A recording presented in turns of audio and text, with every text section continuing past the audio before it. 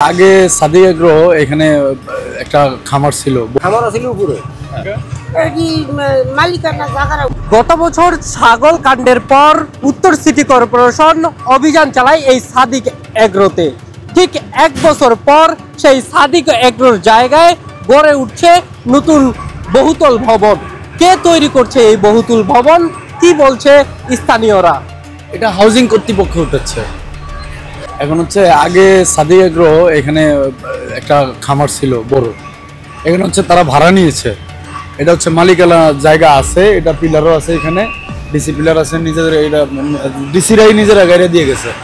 এখন হচ্ছে মালিকা উঠাইতেছে। খামার আছিল উপরে, হ্যাঁ, নিচে দিয়ে তৈরির কাজ ছিল মালিকানা হাউজিং